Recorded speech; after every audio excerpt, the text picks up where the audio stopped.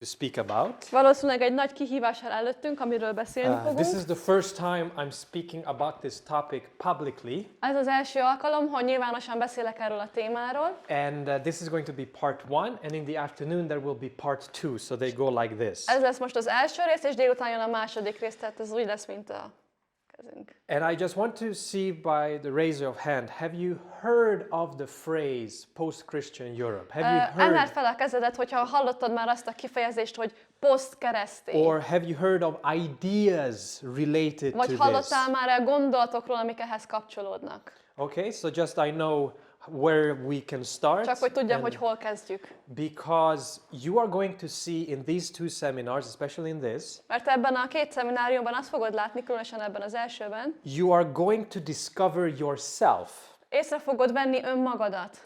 Why you think the way you think. Miért gondolkodsz úgy, ahogy gondolkodsz? And it's going to be something that is also going to be practical because we are going to have some discussion and És questions. gyakorlati is lesz, mert lesz majd erről beszélgetés és kérdések. But let's have a short prayer Kezdjük meg egy rövid imával, and then let's dive into the és message. aztán elkezdjük. Father in heaven, Mennyei Atyánk, you see that we have come látod, hogy eljöttünk, because we want to learn. azért, mert szeretnénk tanulni. And Lord, you are the teacher. És Urunk, Te vagy a tanárunk. And I pray, Lord, that you may teach us to understand our societies És imádkozom, Uram, hogy taníts el bennünket, hogy megérthessük a társadalmunkat. so that we can share with others the good news of Jesus. Hogy megoszthassuk másokkal a Jézusról szóló jó hírt. In Jesus' name, Jézus nevében. amen. Amen.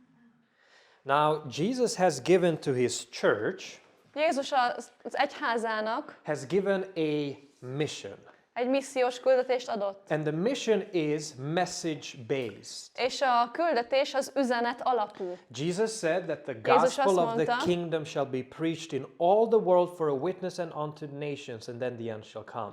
És az Isten országának ez az evangéliuma hirdettetik majd az egész világon, bizonyságul minden népnek, és akkor jöjj el a vég. So there is a particular message that needs to go out, Tehát van egy meghatározott üzenet, aminek ki kell mennie, and it's connected to the end. és ez a véghez kapcsolódik. We find a similar expression in Revelation 14. Egy hasonló kifejezést találhatunk Jelenések The 14-ben. Bible says, A Biblia azt mondja, és látték más angyalt az ég közepén repülni, akinél volt az örökkévaló evangélium, hogy a föld lakosainak hirdesse az evangéliumot, és minden nemzetségnek, és ágazatnak, és nyelvnek, és népnek. now this verse is familiar to us as Adventists Ez a vers ismerős számunkra adventistaként, because this is the everlasting gospel in the context of the three angels' messages. mert ez az örökkévaló evangélium a Hármas Angyali Üzenet kontextusában. And this is our mission. És ez a küldetésünk. This is why we exist as a church. Ezért létezünk, mint egyház. To take this message to the entire world. Hogy ezt az üzenetet elvigyük az egész világra. And so, as a result, Jesus says, if and when this message goes out, he will come back. Ennek eredményeképpen Jézus azt mondja, hogy amikor és amennyiben ez az üzenet kimegy, akkor fog ő visszajönni. But that means that you have been called to take this message. De ez azt is jelenti, hogy te elhívást kaptál, hogy elvidd ezt az üzenetet. In your sphere, A te saját szférádban, in your family, a with saját your családodban, a friends, in saját your city, barátaid közül, right? a saját városodban, igaz? And we as a church in Hungary, we have been called to take the message in Hungary. És mi, mint egyház Magyarországon, mi is elhívást kaptunk, hogy ezt az üzenetet elvigyük Magyarországra, And so also in Europe. és ugyanúgy Európában. But how do you do that? De hogyan teszed ezt? That's the $1 million Ez question. az $1 millió kérdés. How do you do that? Hogy csinálod azt? So, because there seems to be a problem. Mert úgy néz ki, hogy van valami problémánk. Research has shown for a long time now that Europe is what is known post-Christian. A kutatások már egy jó ideje megmutatják azt, hogy Európa az posztkeresztény. As you can see here on the screen, as you can Shall see. we? A poszt... Yeah, we're gonna go there. Okay. Ahogy látjátok a képernyőn, So the place where it is post-Christian is the territory of Europe, including Hungary. Az a rész, ami posztkeresztény, az igazából Európa és Magyarországot is belevéve. Now, the reason why it is called is because Christianity was before the dominant religion Az ok annak, hogy ezt miért nevezik így, posztkereszténynek, az az, hogy előzőleg kereszténység volt a domináns vallás Európában. Christianity was all around the culture. A kereszténység minden kultúrában ott volt, itt Európában.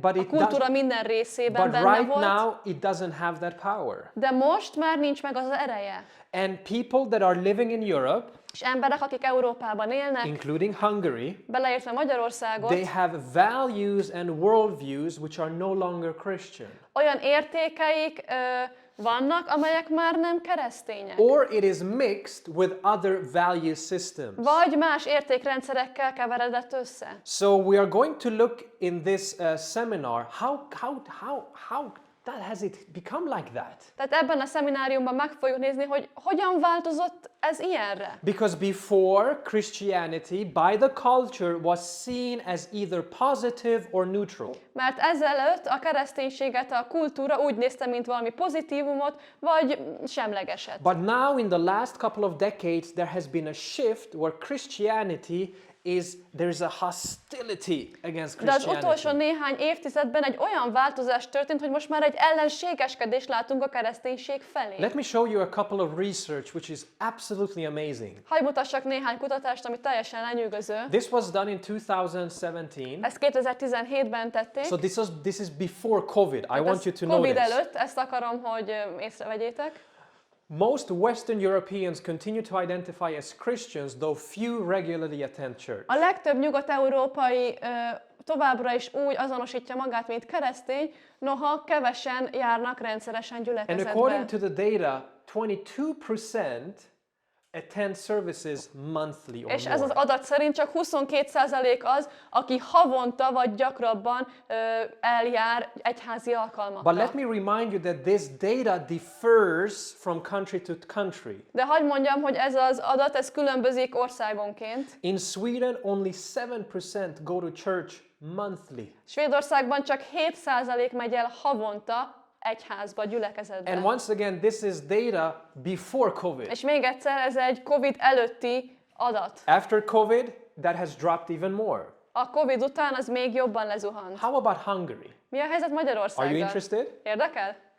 Now, there was a Hungarian census that has been going on about religion. Volt egy ugye magyar népszámlálás, amikor a vallásról is kérdeznek, And in 2022, és 2022-ben it was found that only 43% identified as Christian.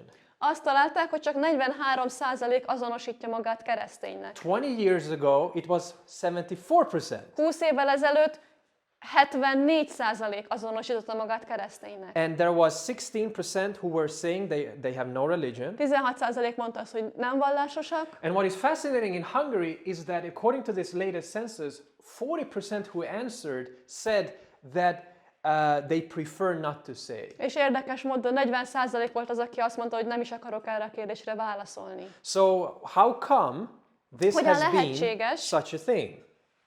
That's what researchers are looking into. Hogy így történt, és ezt nézik meg a kutatók.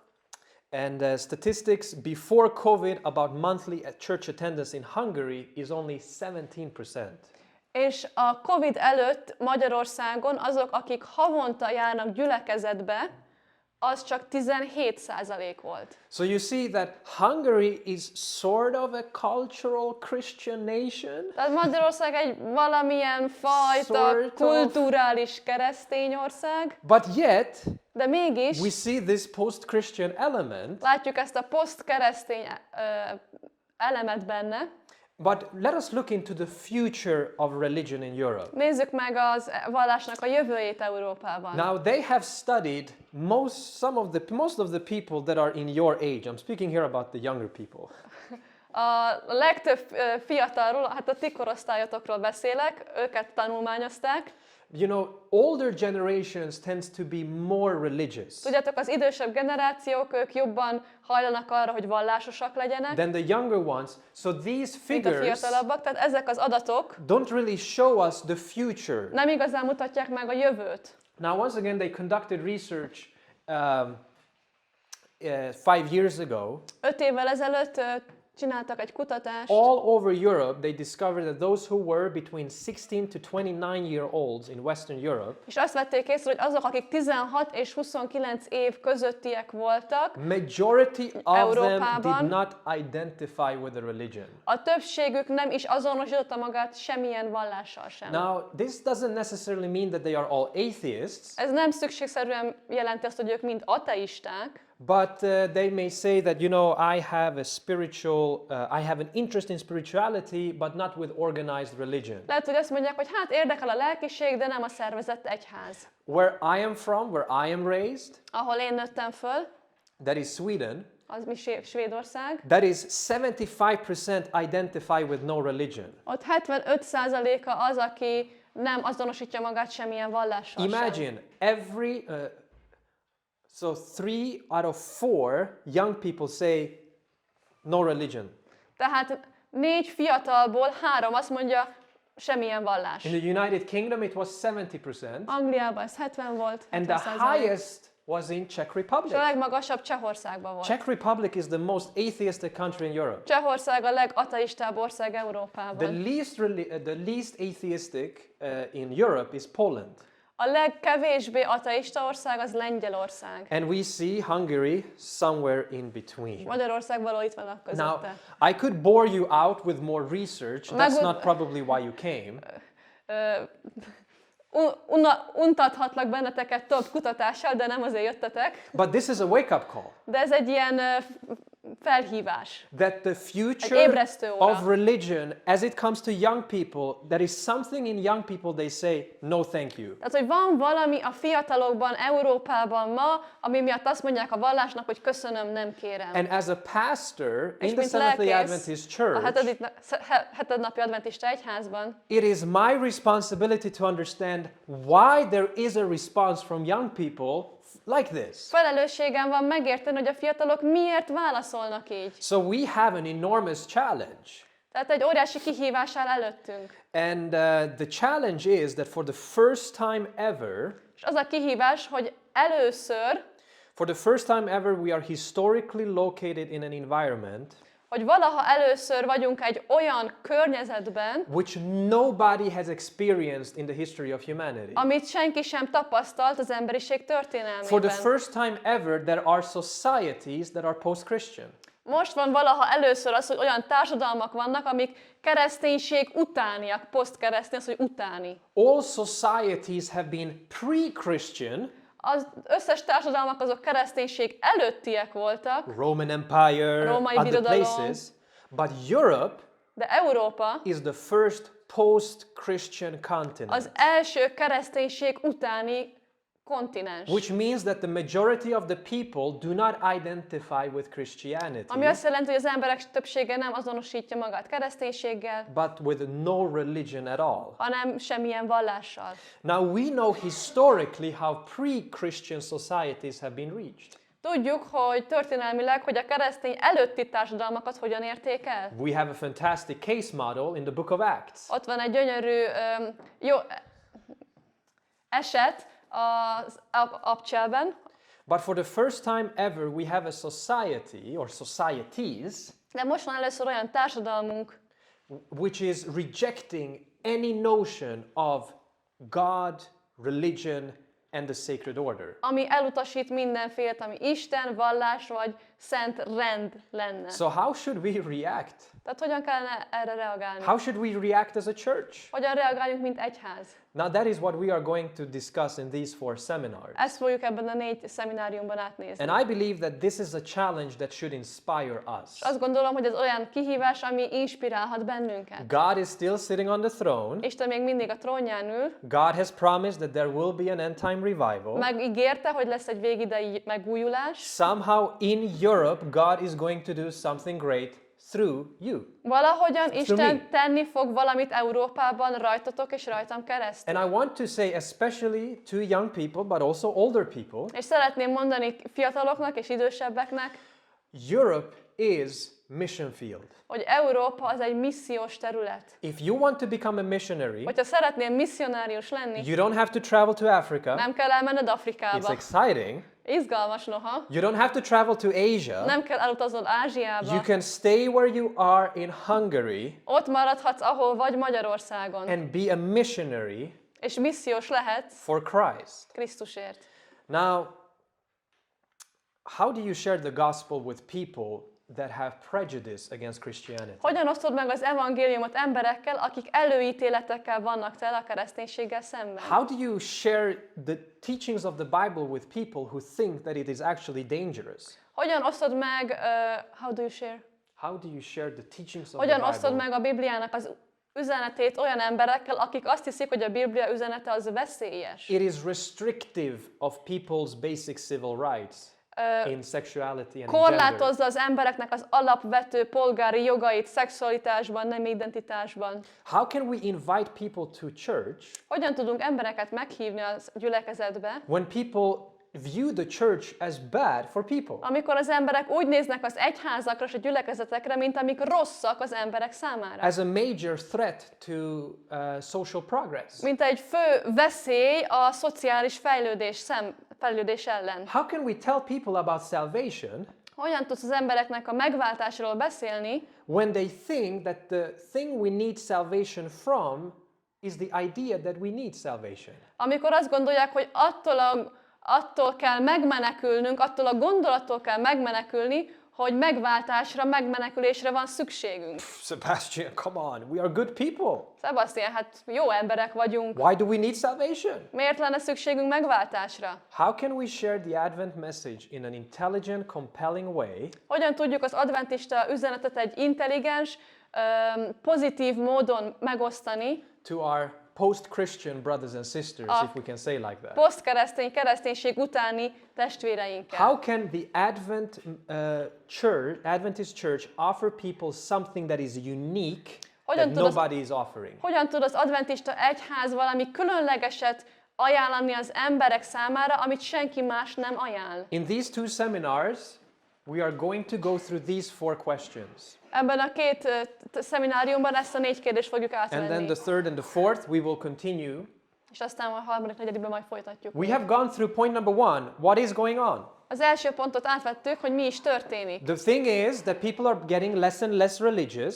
Az a helyzet, hogy az emberek egyre kevésbé vallásosak, And church attendance is going down. a gyülekezeti látogatottság egyre jobban zuhan, And people's mindsets are not anymore Christian, but it's a mix of everything. és az embereknek a gondolkodásmódja az már nem keresztény, hanem egy ilyen mix. So we ask ourselves the question, why is this going on? Tehát feltesszük a kérdést, hogy miért történik ez? That is what we are going to do in these 2 seminars. Ezt fogjuk ebben a 2 szemináriumban But we will also megcsinálni. seek to answer what ought to be going on and how might we respond. De azt is megtesszük, hogy minek kellene történnie, és hogy hogyan válaszolhatnánk. So what I'm going to do here is that we will have a history lesson.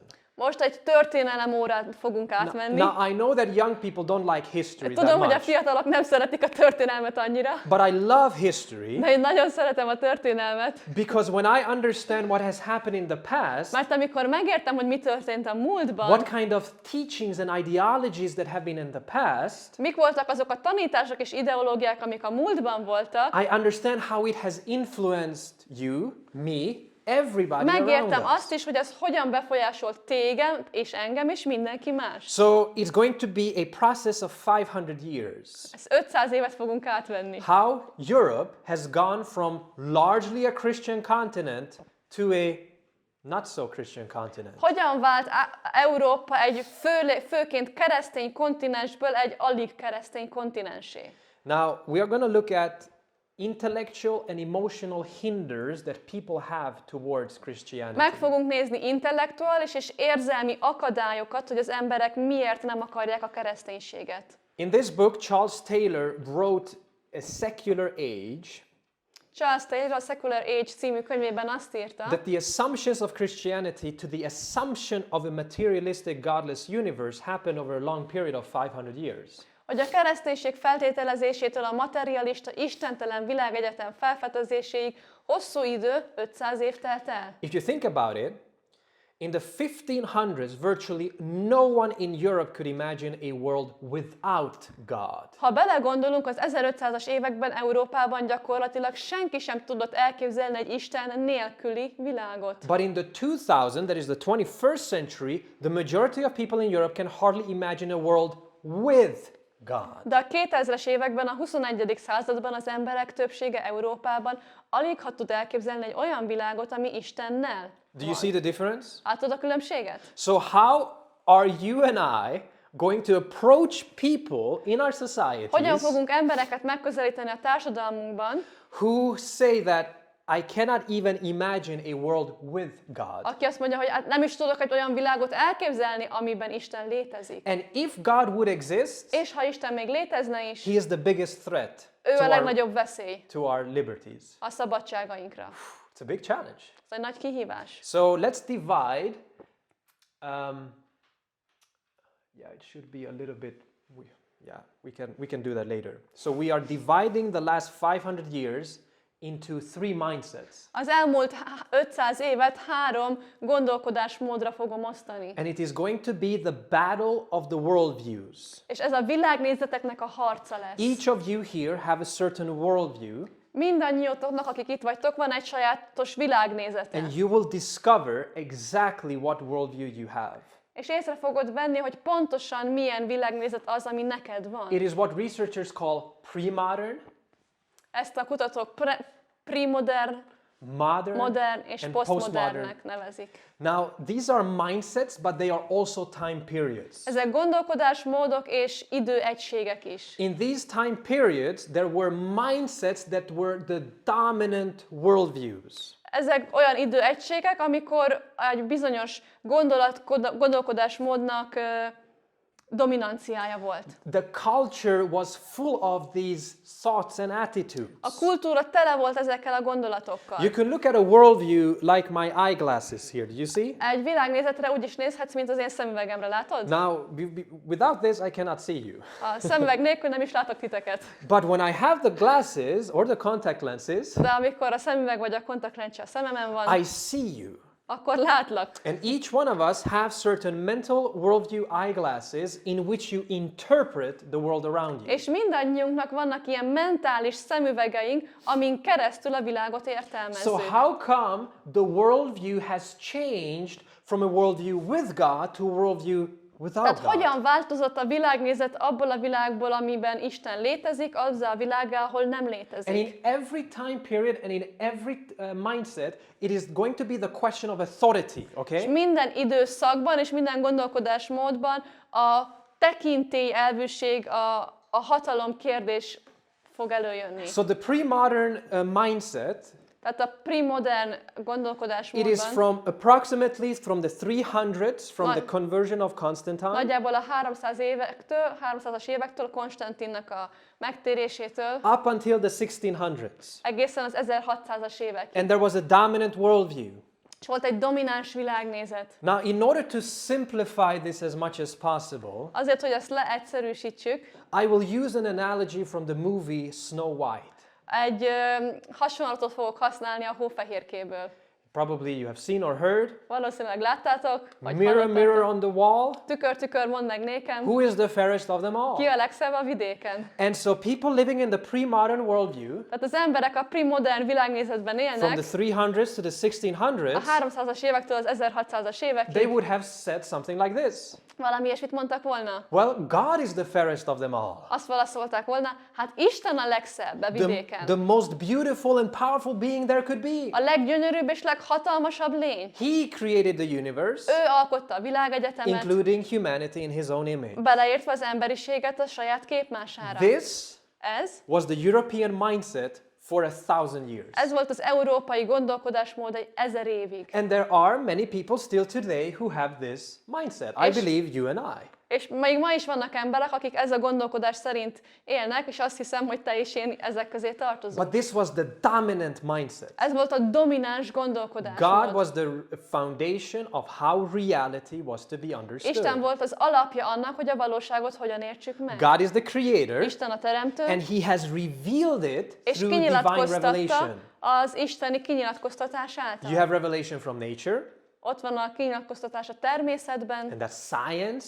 tudomány, But you have also special revelation, de aztán vannak a különleges kinyilatkoztatások, which is the Bible. ami a Biblia. And God has revealed himself, És Isten kinyilatkoztatta önmagát, but also truth about who you are de az igazságot arról is, hogy te ki vagy, and how this world is functioning. és hogy ez a világ hogyan működik. And so no wonder Tehát nem csoda, that the scientific enterprise hogy a tudományos or method, metódus, it actually came about from this cultural environment. az ebből a kulturális környezetből származik. They said that, okay, we can study God's creation, Azt mondták, Istennek a teremtését tudjuk tanulmányozni, and the first Christian scientists és az első keresztény tudósok, were Christians. az első tudósok keresztények And I could voltak. give you names, Isaac Newton, and Isaac Francis Newton, Bacon, and so on. Bacon. There were huge Christians that were scientists. Hatalmas tudósok és keresztények voltak. Now you see, in this mindset, Ebben a gondolkodásmódban reality was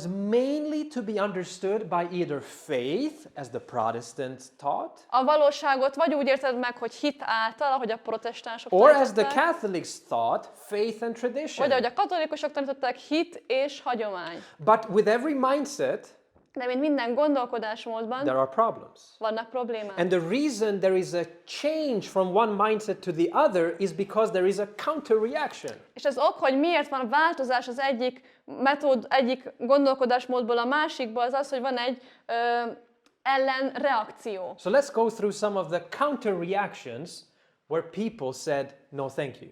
Nézzük meg az ellenreakciókat, amiben az emberek azt mondták, hogy köszönjük, nem kérjük. How God's character had been taught and presented to the people.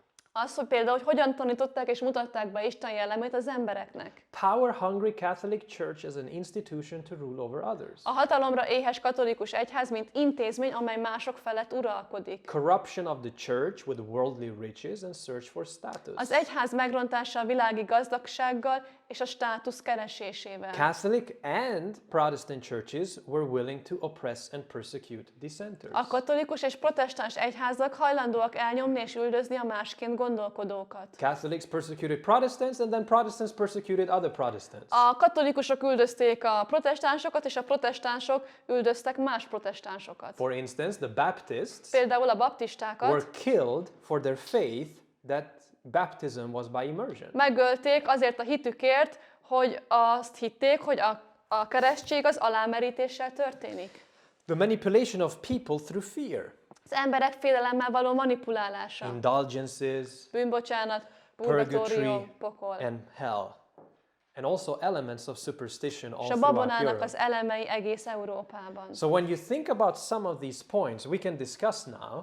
Amikor az néhány ilyen pontra gondolsz, amiről beszélhetünk, Do people today have similar critique towards Christianity? ma az embereknek van-e hasonló kritikájuk a kereszténységgel szemben? What Mit would you say? gondoltok? Is there any particular point where you think that people are saying that this is wrong? Van-e olyan pont, amire az emberek rámutatnának, hogy na ez rossz? Just give an example if you can. Hogy van-e példa, amit tudtok adni?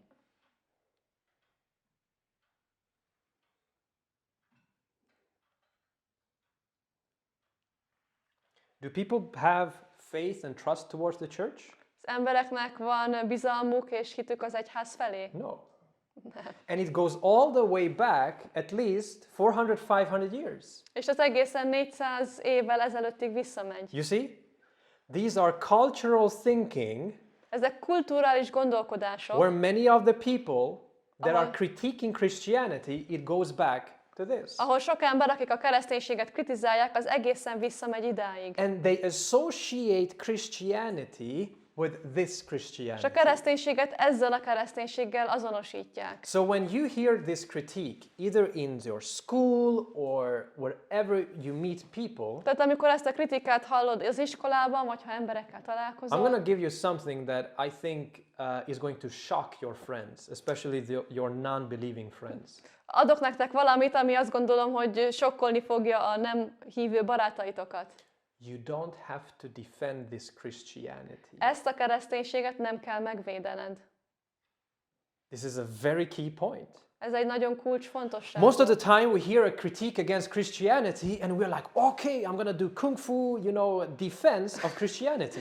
Nagyon sokszor van az, hogy hallasz egy kritikát a kereszténységre, és aztán egy ilyen kung fu védelemmel kezdesz azért, hogy megvédjed a kereszténységet. But you don't believe in this Christianity either. De te sem hiszel ebben a kereszténységben. So you have to ask, what is the Christianity that they are pushing against? Tehát What meg they are kell rejecting? kérdezned, hogy mi az a kereszténység, amit ők elutasítanak. Because on this, believe it or not, Mert ebben, akár hiszed, akár nem, we have a common point with atheists and skeptics. közös nevezőnk van az ateistákkal és a szkeptikusokkal, a kétkedőkkel. And that's one of the most important thing that with every people group, we have to find common ground. És ez az a dolog, amit észre kell vennünk, hogy minden embercsoporttal meg kell találnunk a közös pontokat. With Christians, we find common grounds. With Muslims, we find common grounds. Keresztényekkel és muzulmánokkal is. And also with És atheists. ateistákkal is. So instead of, kung fu defense of Christianity, Tehát a kereszténységnek a kung fu védelme helyett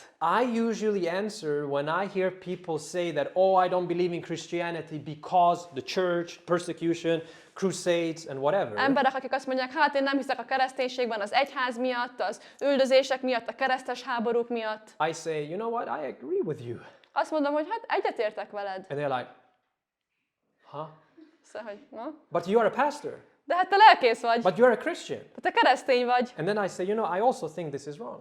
És én is el tudom mondani, hogy hát én is azt gondolom, hogy ez rossz. And then I say, as it comes to my faith, És azt tudom mondani, hogy az én hitemet illetően I believe in Jesus, Jézusban but hiszek, because of Jesus, I don't believe in this Christianity. de pontosan mivel hiszek Jézusban, azért nem hiszek ebben a fajta kereszténységben. Do you see how we have turned it around? Látod, hogy hogyan fordítottuk meg? Instead of having an argument, Ahelyett, hogy vitába you should be kezdenél, Christian.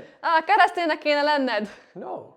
You meet the person and say that your objection against Christianity is actually intelligent. Ott találkozol az emberrel, ahol van, és azt mondod, hogy a te ellenvetésed a kereszténységgel szemben az igazából logikus és intelligens. You go behind the question. A kérdés mögé tudsz kerülni. And then, as an Adventist, És aztán, mint adventista, you can also point to add this thought. hozzáadhatod még azt a gondolatot, Did you know that the Bible had actually predicted Tudtad, that hogy the a church Biblia would fall? igazából megjövendölte, hogy az egyház el fog bukni, And then the person is like, really? Like, what are you talking about? és akkor az ember, hát miről is beszélsz? Because the person believes Mert az a személy lehet, hogy abban hisz, that the Bible is the foundation for why the church is behaving in this hogy a way. Biblia az alapja annak, hogy az egyház miért viselkedett így. And now you have a Bible prophecy, Bible study on Bible prophecy. És aztán egy Biblia tanulmányozásba kezdhetsz a bibliai proféciákról. Daniel 7, Dániel 7,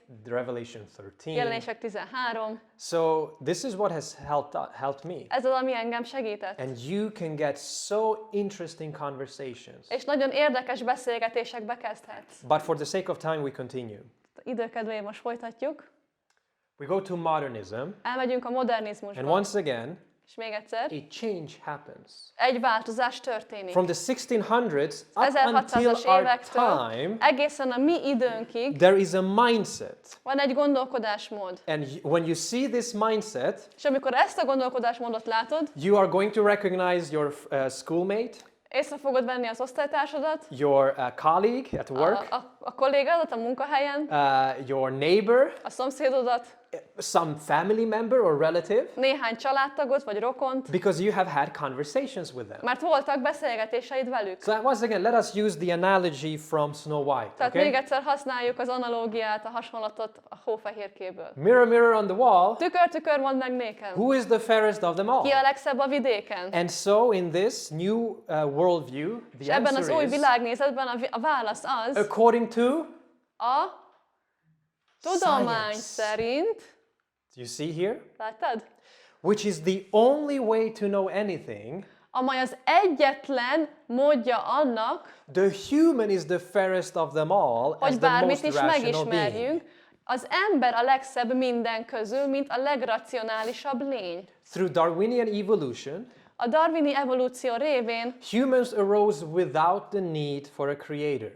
Az ember úgy jött létre, hogy nem volt szüksége teremtőre. Therefore, they have, through the power of reason, Ezért az értelem ereje révén rejected the superstition of repressive religion. elutasították az elnyomó vallás babonáját. Now, when you read this, Amikor ezt olvasod, can you identify some friends tudsz-e beazonosítani néhány barátot, that think like this? aki így gondolkodik? I believe you can. Azt gondolom, hogy Who tudsz. say that, because of Aki azt science, mondja, tudod mit, a tudomány miatt I don't need God. nincs szükségem Istenre. I don't need anything. Nincs szükségem semmire se. Now, how could this change of mindset have happened? Hogyan tudott ez a gondolkodásmódbeli változás megtörténni? Now, they told me that I have to hold breaks. Azt mondták, hogy szünetet kell tartanom. I don't like breaks. Nem szeretem a szüneteket. I have so much to share.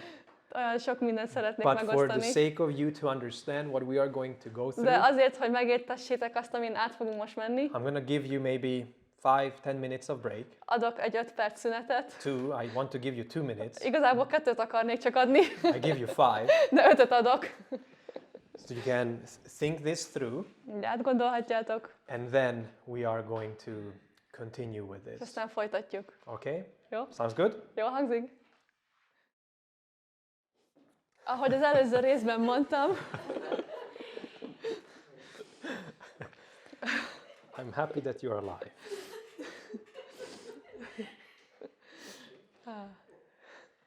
You can only understand this ezt csak akkor tudod megérteni, if you understand what happened before. hogyha megérted, hogy mi történt azelőtt. And so how come people have this fascination, with science? Hogyan lehetséges az, hogy az embereket lenyűgözi a tudomány? And remember, we were saying that 500 years ago, people were saying, I cannot imagine a world És emlékeztek, 500 évvel ezelőtt az emberek még azt mondták, nem tudok egy világot elképzelni Isten nélkül. without God. Now, I cannot És imagine a most? world with God. Nem tudok egy világot elképzelni Istennel. And now with science, people are going to say that we have disproven God's existence. És most az emberek azt mondják, hogy a tudománnyal bebizonyítottuk, hogy Isten nem létezik. Have you heard that? Hallottátok? And they say because science Azt says mondják, and mivel a because tudomány azt this, mondja ezt, meg azt mond, God doesn't exist. ezért Isten nem létezik. Now there were 7 important ideologies 7 nagyon fontos ideológia volt during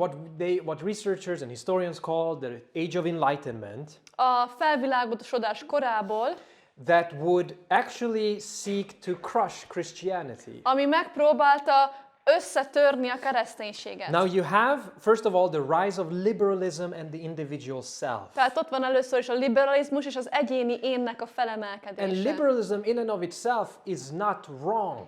És a liberalizmus önmagában az nem rossz. Because it says that every person is an individual Mert azt mondja, hogy minden személy, minden ember egy külön személy, with certain rights. meghatározott jogokkal. And these rights are inherent. És ezek a jogok, It's like you are born with them. ezekkel a jogokkal születünk. Now, there is no better way to give you this quote than the American founders, when they were writing the United States Declaration of Independence, this is what they said. Nincs más jobb módja ezt leírni, mint az amerikai ország alapító atyák, akik amikor az alkotmányt írták, a következőt mondták. Magától értetődőnek tartjuk ezeket az igazságokat, hogy minden ember egyenlőnek teremtetett, hogy teremtője bizonyos elidegeníthetetlen jogokkal ruházta fel őket, hogy ezek között van az élet, a szabadság és a boldogságra való törekvés. Probably read this many times, right? Lehet, hogy már olvastátok ezt. Now, once again, they believed in God, Hittek Istenben, but with time people were saying, we don't need God, de időben már emberek azt mondták, hogy nincs szükségünk Istenre, but still we have these rights. de még mindig megvannak ezek a velünk született jogok. Now, this is going to be very important in the second seminar, Ez nagyon fontos lesz a második szemináriumban. because liberalism today Mert a has been liberalizmus radicalized. ma az teljesen radikalizálódott, If you want to understand why in the West today there is all kinds of talk of sexual identity, Hogyha szeretnéd megérteni, hogy ma a nyugaton miért van mindenféle beszéd a szexuális identitásról, gender identity, a nemi identitásról, it goes back to liberalism being hijacked. Az oda megy vissza, hogy a liberalizmust eltérítették. So we're going to speak more about that in the next. Következőnek többet fogunk But the beszélni. new mindset about science and reality was developed.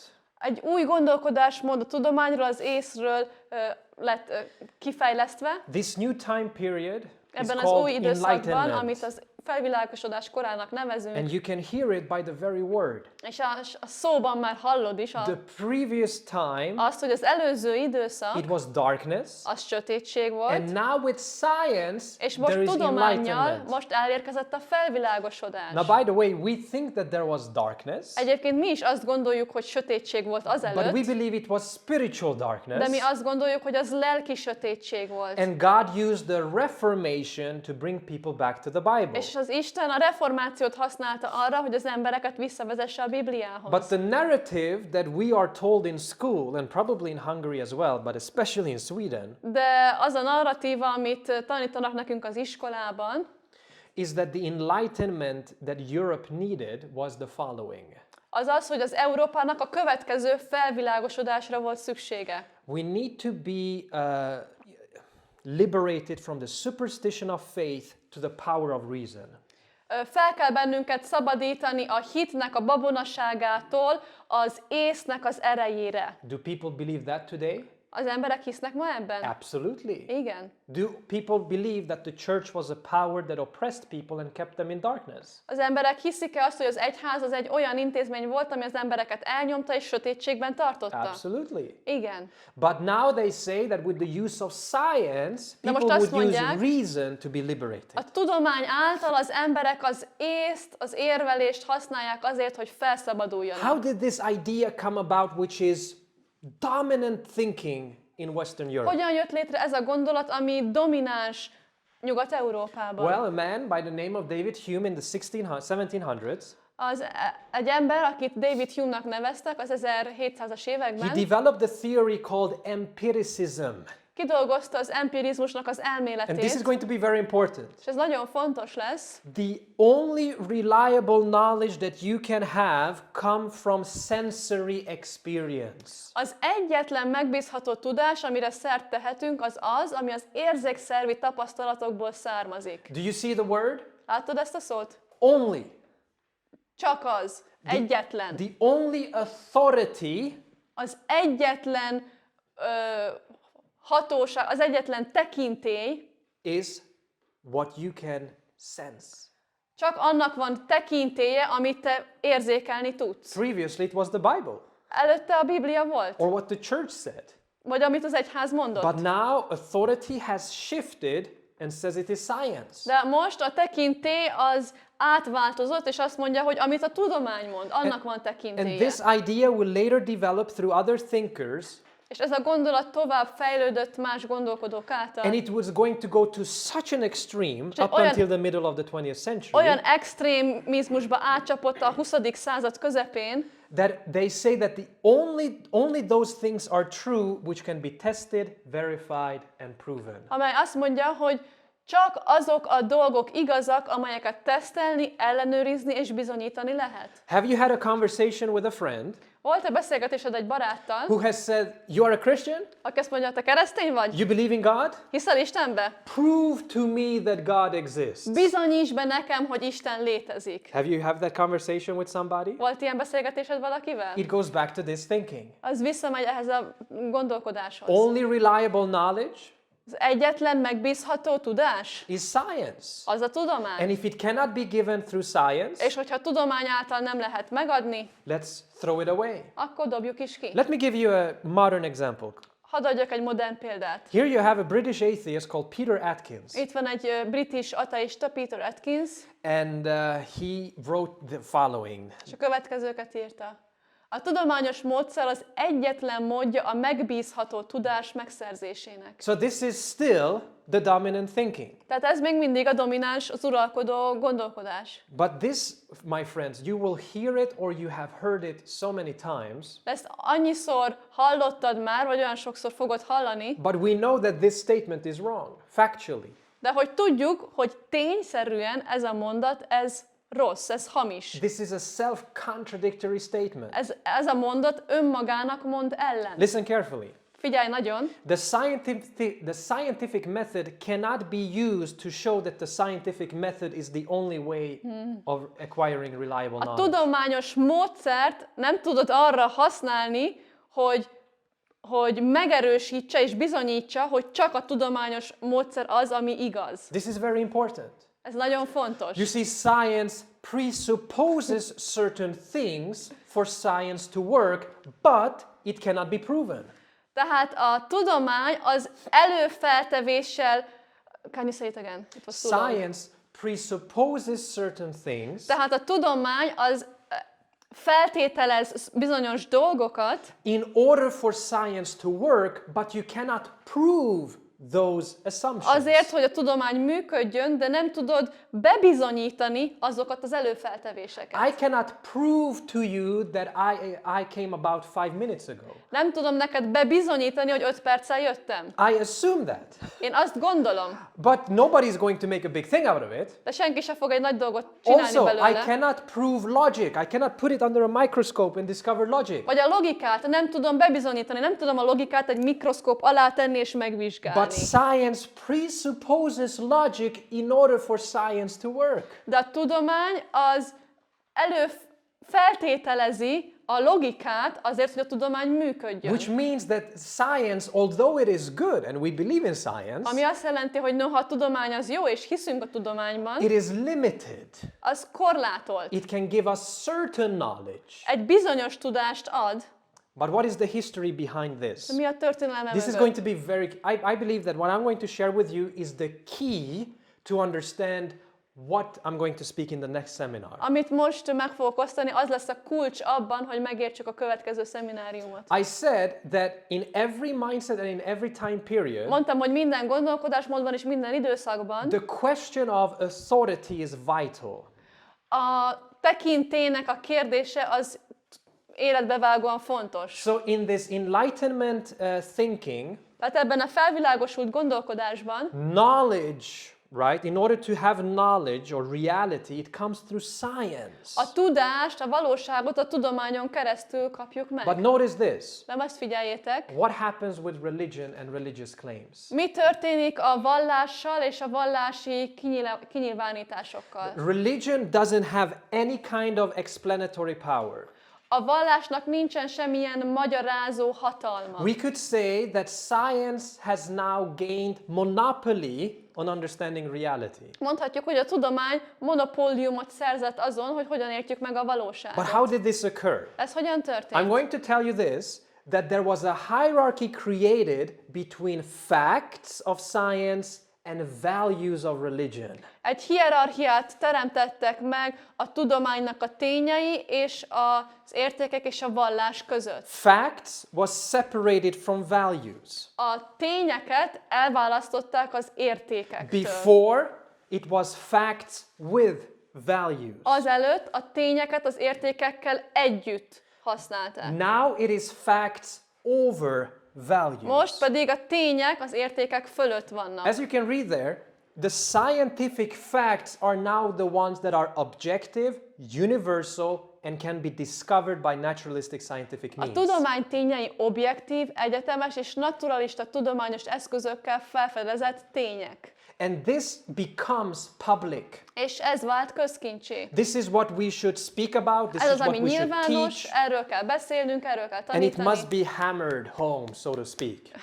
és ezt haza kell vágni. But because of this hierarchy, De ez a hierarchia miatt the scientific, the religious values have now become subjective and relative. a vallási értékek azok szubjektívvá és viszonylagossá váltak. Why? Miért? Because value statements cannot be verified by science. Mert az értékállításokat nem lehet tudományosan bizonyítani. So because religion had proven to be false, proven, so to speak, Tehát mivel a vallást elvileg hamisnak bizonyították, and I'm going to give you some examples of ideologies that came about. és adok majd néhány példát ideológiákról, amelyek előjöttek. Europeans today think that science has disproven religion. Ma az európaiak azt gondolják, hogy a tudomány az ellenbizonyította a vallást. So science is the fact Tehát a tudomány a tény, that is public, ami nyilvános, but religion de a vallás is false. All of them.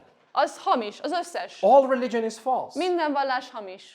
Now you remember that in the previous mindset, Emlékeztek az előző God is gondolkodásmódra? the foundation of reality. Isten a valóságnak az alapja. There is no hierarchy between facts and values. Ott nem volt még hierarchia a tények és az értékek között. But now it is facts over values in the Enlightenment De most a thinking. tények az értékek fölött vannak. So this is very important. Ez nagyon fontos. Religion and faith A vallás és a hit went from the public sphere during the Middle Ages a közszférából, a középkorban to the private sphere. elment a privát szférába, a magánszférába.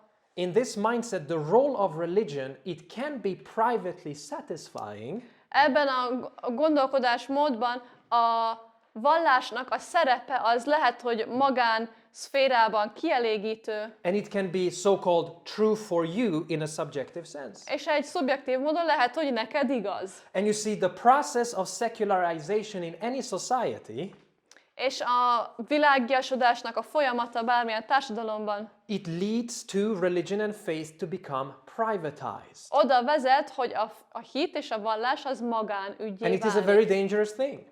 És ez eléggé veszélyes. Because once you take religion out of the private to the public, Mert amikor a vallást kirakod a nyilvánosból a magánba, it can easily be that religious people can be persecuted könnyen előfordulhat, hogy a vallásos embereket üldözik. because they say that keep your religion in your private sphere, don't bring it into the public. Mert azt mondják, hogy tartsd meg a vallásodat a magánszféradban, ne hozd el a közszférába. This is typical Swedish Nordic thinking. Ez a tipikus svéd meg az északi gondolkodás. You see, there is the facts of science and then there are the values of religion. Tehát ott van a tudománynak a tényei, és a vallásnak az The értékei. facts of science is the public, A tudomány tényei a but nyilvános, the values of religion are subjective és and a private. vallásnak az értékei azok szubjektívak és magán. And this hierarchy is built upon a false assumption, guys. És ez a hierarchia egy hamis előfeltevésen épül. It is that science and religion are incompatible. Ez arra épül, hogy a vallás és a tudomány az nem kompatibilis egymással. It's that they are enemies. Az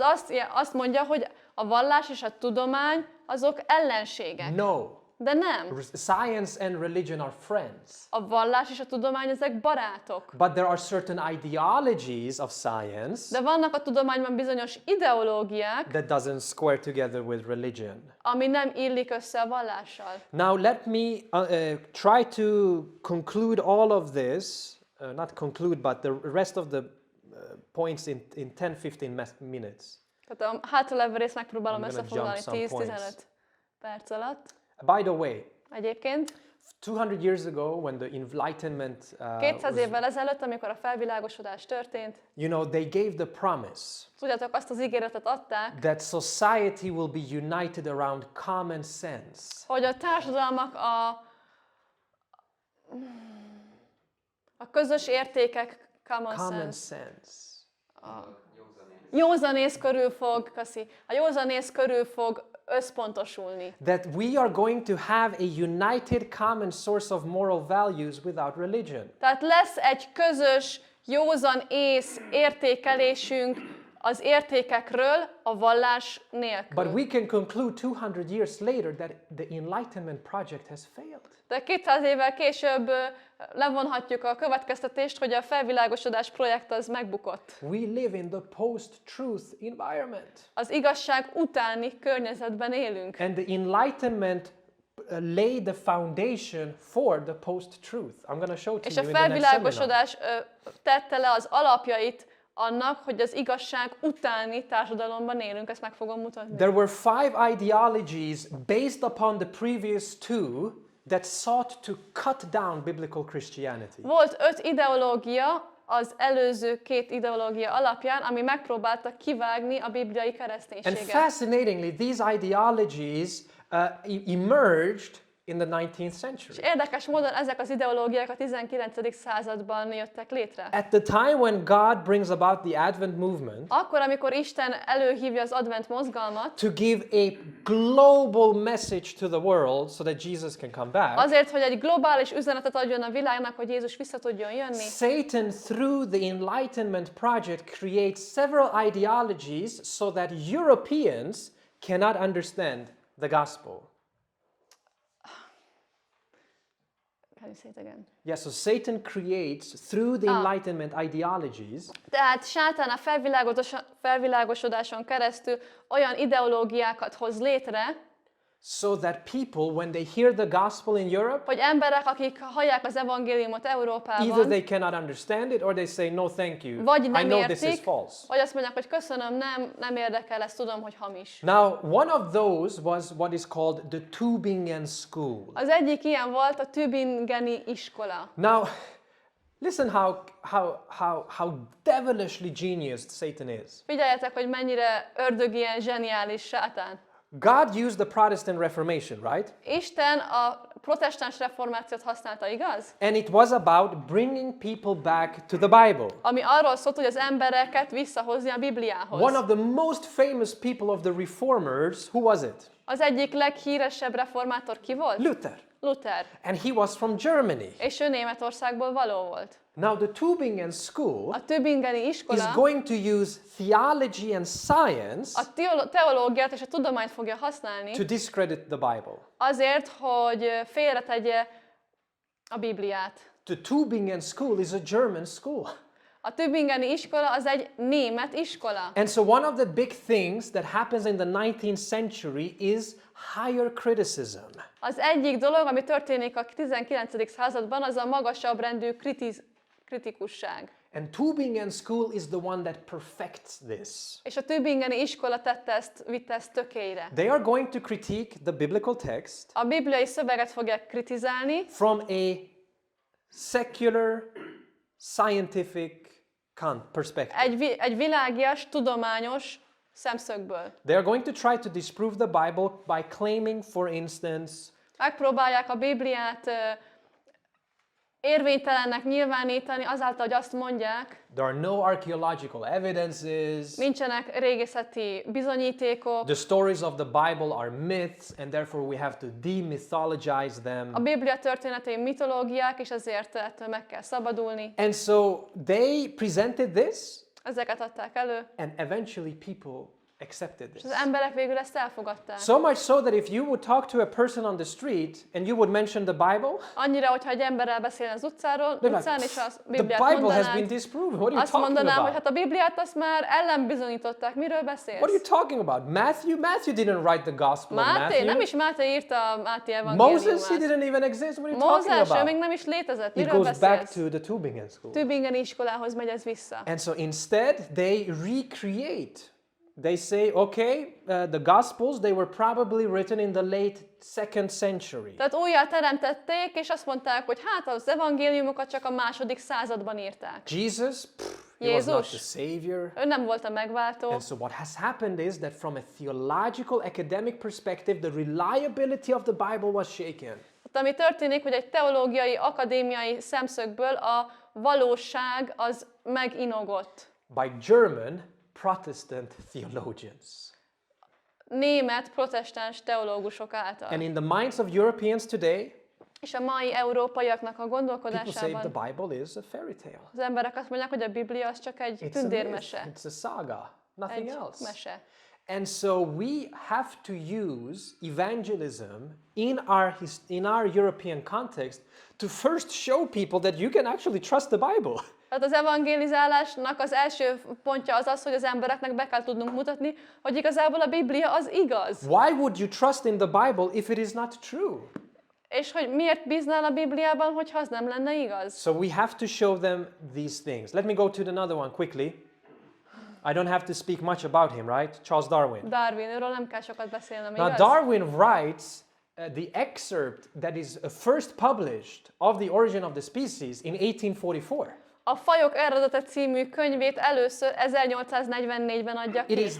It is then later given out, 1859, but it was aztán 1844. Az elsőt ugye 44-ben, de aztán később 59-ben került teljes kiadásra. And so now you have a biological perspective from an atheistic mindset that the biblical story of creation has now been disproven. És most egy bibliai szemszögöd van arról, ami azt mondja, hogy a Bibliának a teremtés története az nem igaz. But evolution not only disproves the story of creation, De az evolúció az nem csak ellenbizonyítja a teremtést, the entire logic of the plan of salvation falls. Az egész megváltási tervnek a logikája elbukik. If there is no literal fall of humanity in the beginning, Hogyha nincsen valóságos bűnbeesés a kezdetben, why would God send his son to die for humanity which has actually not fallen? miért küldené el Isten Jézust azért, hogy megmentse az emberiséget, hogyha az emberiség el se bukott? Do you see the point? Látod a lényegét? So for that reason, Richard Dawkins, És ezért Richard Dawkins he said, azt mondta, hogy bár az ateizmus logikailag tartható lett volna Darwin előtt is, Darwin lehetővé tette, hogy intellektuálisan kiteljesedett ateistává váljunk. so in other words, Darwinism is a religion for atheism. Tehát más szavakkal a darwinizmus az egy vallás az ateisták számára. And they have to cling to Darwinism so that they don't need to believe in God. És ezért a darwinizmust kell állítaniuk és hirdetniük azért, hogy ne kelljen Istenbe hinniük. So you'd speak to the person on the street, Hogy beszélsz az egy emberrel az utcán, you meet your friends in school, találkozol a barátoddal az and iskolában, probably the person is going to say, Bible? Are you kidding me? Darwin has disproven the Bible from the very beginning. és lehet, hogy valaki azt mondaná, hogy Biblia, hát viccelsz velem, hát a Darwin már bemutatta, hogy a Biblia nem igaz. If the beginning is wrong, Hogyha why a should I kezd- trust the rest? Hogyha a kezdet az nem igaz, akkor miért bízzak meg a többibe? Now the good news is that the past 50 years A jó hír az, hogy az elmúlt 50 évben has shown more and more scientific evidence that Darwinism is not probable. az egyre több tudományos bizonyítékot adott arra, hogy Darwin az nem valószínű. The case is stronger for intelligent design and creation for every year that passes by. Az ügy az egyre jobban erősödik afelé, több a bizonyíték, hogy egy intelligens design volt, és nem pedig darwini evolúció. So we must present very good arguments. Tehát nagyon jó érveket kell bemutatnunk. Point number 5, Friedrich Nietzsche. 5-ös Nietzsche. If Darwin made it possible for people to be intellectually opposed to Christianity, Hogyha Darwin lehetővé tette azt, hogy az emberek intellektuálisan szembeálljanak a kereszténységgel, from a biological egy perspective, biológiai szempontból, Friedrich Nietzsche did it from a philosophical perspective. Friedrich Nietzsche ezt egy filozófikus szemszögből tette. And probably you have heard of the phrase, És lehet, hogy hallottad a kifejezést, God is dead.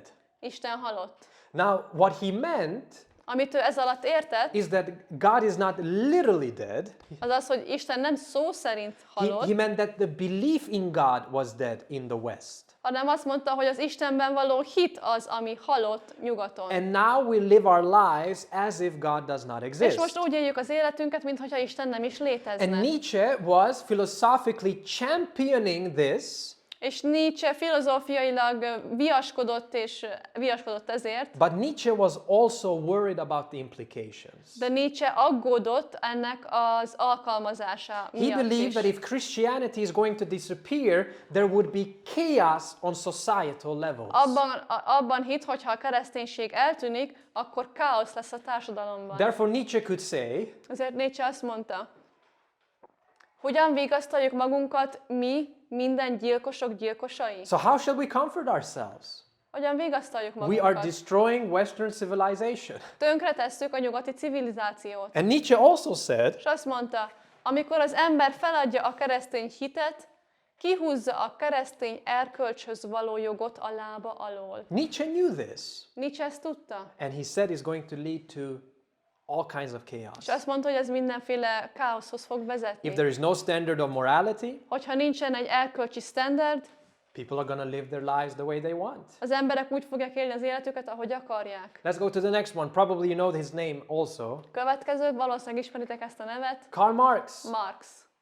Now Marx develops a political philosophy Marx egy politikai filozófiát fejleszt ki, how societies can function without God. hogy a társadalmak hogyan tudnak Isten nélkül működni. And Marx teaches that we need salvation. És Marx azt tanítja, hogy szükségünk van a megváltásra. Yes, Marx taught that. Igen, Marx tanította. But not from sin. De nem a bűntől. Sin doesn't exist. A bűn az nem létezik. We need salvation from the oppressors who are the capitalists. Megváltásra és megszabadításra van szükségünk az elnyomóktól, akik a kapitalisták. And salvation is now an economic political system És a called megváltás communism. az most egy gazdasági politikai rendszer, ami a kommunizmus, And that will create utopia on earth. és ez fogja létrehozni az utópiát a Földön. Well, Hungary experienced that utopia, right? A Magyarország megtapasztalta az utópiát, igaz? But you can see that wherever principles of Marxism is implemented, De tyranny and látjátok, hogy dictatorship comes akárhol about. is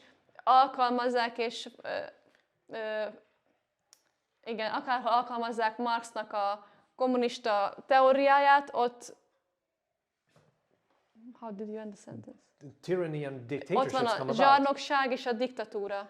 And so the state takes the place of God. Tehát az állam elveszi Isten helyét. And we are living with the consequences of the teachings of Marx. És Marx tanításainak a következményeivel élünk. And we come to the last person, Elérünk az utolsó személyhez, Sigmund Freud. Sigmund Freud.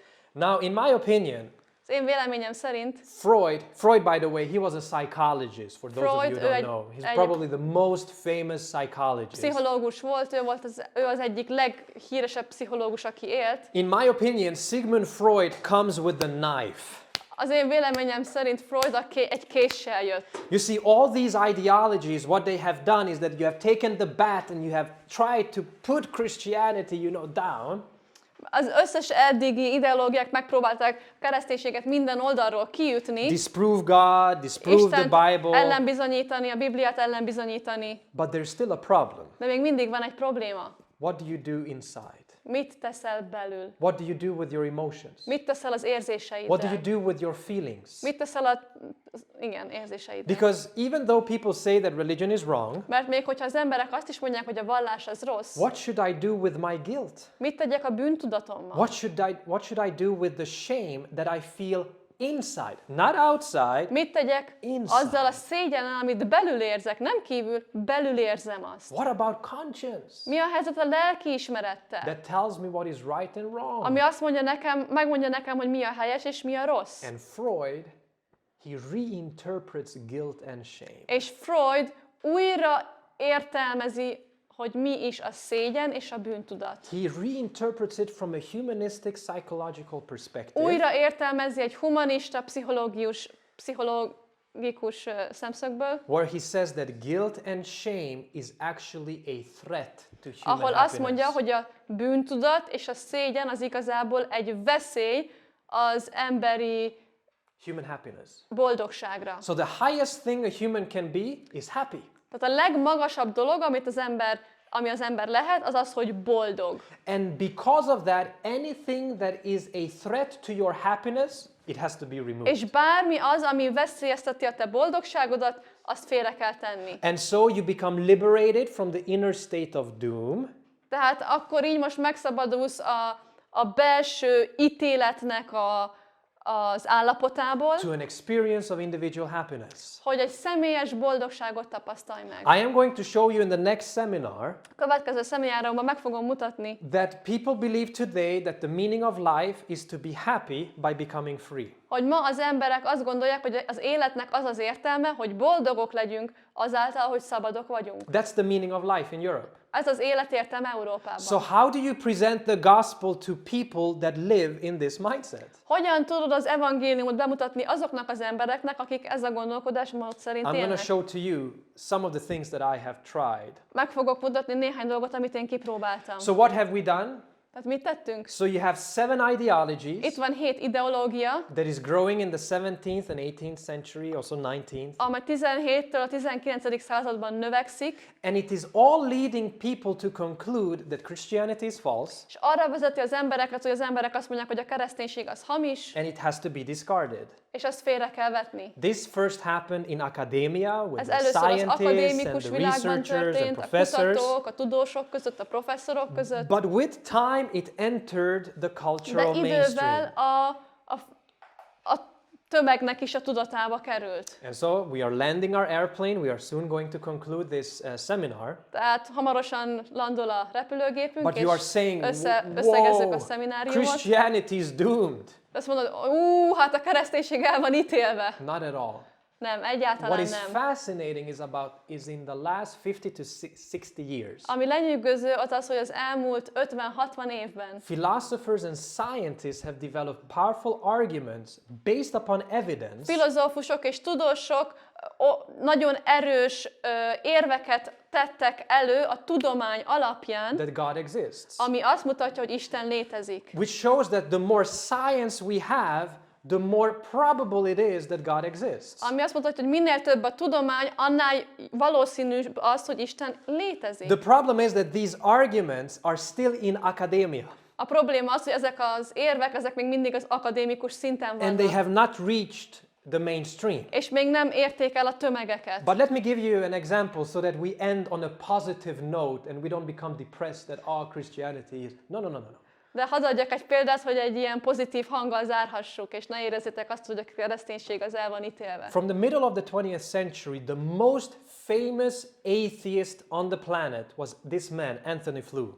A 20. század közepétől a világ leghíresebb ateistája a Földön, Anthony Flew volt ez a férfi. He debated Christians. Ő érvelt, vitatkozott He keresztényekkel. wrote books against God's existence. Könyveket írt Isten létezése ellen. But in 2004, De 2004-ben he changed his position. megváltoztatta a pozícióját. And he stated now, as the most famous atheist, És most ő a leghíresebb ateista, he now believed in the existence of an intelligent designer of the universe.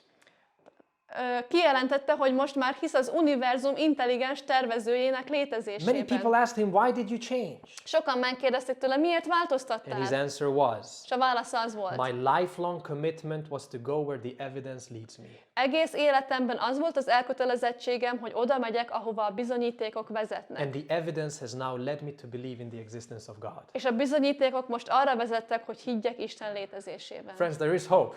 Barátaim, van remény. If the most notorious, famous atheist on the planet can change his mind, Hogyha a legelkeseredettebb, leghíresebb ateista a világon meg tudta változtatni az álláspontját, there is hope.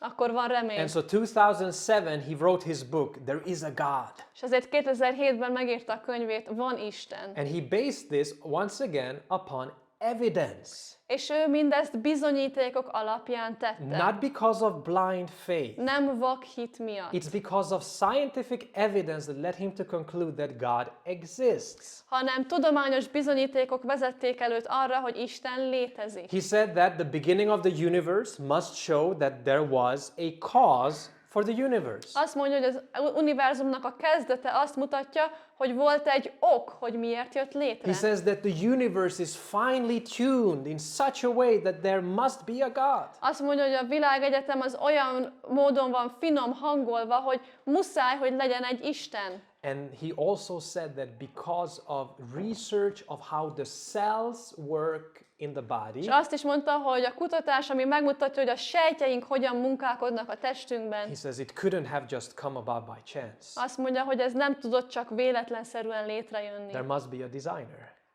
Kell, hogy legyen egy tervező. So science and religion is compatible, my friends. Tehát barátaim, a vallás és a tudomány az összehangolható. And so for that reason, És ezért he was saying that my discovery of the divine has been a pilgrimage of reason and not faith. azt mondta, hogy az Istennek a felfedezése számomra az észnek, és nem pedig a hitnek az arándokútja volt. And so we have powerful arguments that we can use. Vannak hatalmas érvek, amelyeket használhatunk. We have come to the last two slides. Sorry about Elérkeztünk that. az utolsó két diához. Lee Strobel said, Lee Strobel azt mondta, Essentially, I realized he was an atheist that became a Christian. ő egy ateista volt, aki kereszténnyé vált. If you have read the book Case for Christ, Hogyha olvastad a könyvet, Jézus I dosszié, recommend it to anybody. It's a hogyha really még good nem book. olvastad volna, olvassátok el ezt a könyvet, Jézus dosszié. He says, I would have to believe that nothing produces everything. Where are you? Essentially, I realized okay. that to stay an atheist, I would have to believe that nothing produces everything. Hogy mint egy ateista abban kellett hinnem, hogy a semmi hozza létre a mindent, Non-life produces life. a nem élet hozza létre az életet, Randomness produces fine-tuning. a véletlenszerűség hozza létre a finom hangolást, Chaos produces a information. káosz hozza létre az információt, Unconsciousness produces a consciousness. tudatalattiság hozza létre a tudatot, And non-reason produces reason. és az ész nélküliség hozza létre az értelmet. Those leaps of faith were simply too big for me to take. Ezek az ugrások a hitben túl nagyok voltak számomra, hogy megugorjam. Especially in the light of the affirmative case for God's existence and Jesus' resurrection and hence his divinity. Különösen annak a megerősítő fénynek a tudatában, amely arra mutat, hogy Isten létezik, és Jézus feltámadt. In other És words- így ő Isten is. In other words, in my assessment, the Christian worldview accounted for the totality of the evidence much better than the atheistic worldview. Más szavakkal az én értékelésem alapján a keresztény világnézet sokkal jobban megmagyarázza a bizonyítékoknak, sokkal jobban elszámolja a bizonyítékoknak az teljességét, mint egy ateista világnézet. So friends, we have a reasonable faith. Tehát barátaim, van egy észszerű hitünk. You can rationally believe that God exists. Észszerűen hihetsz abban, hogy Isten létezik. Don't let your friends or anybody tell you that you are a cuckoo because you believe in God. Ne engedd, hogy a barátaid azt mondják, hogy kuku vagy azért, mert hiszel Istenben. The Bible tells us in A 1 Biblia Peter azt mondja 1 3:15. Péter 3:15-ben.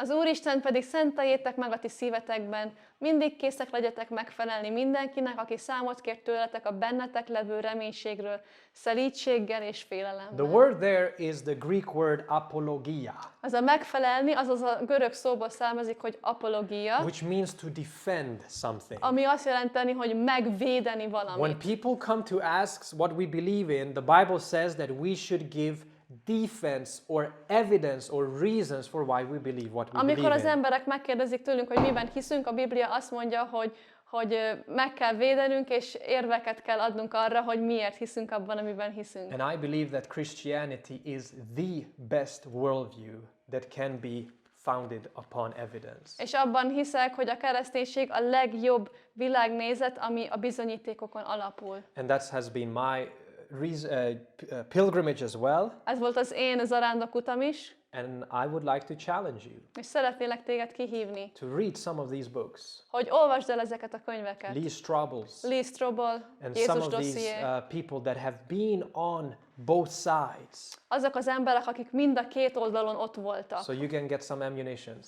Tehát hogy legyen lőszered, So that when people come to ask you, you can give answers. hogy amikor az emberek kérdeznek, legyenek válaszaid. So we have now come to Tehát elérkeztünk modernism. a modernizmushoz. In this next seminar, we're going to go to our time. Következő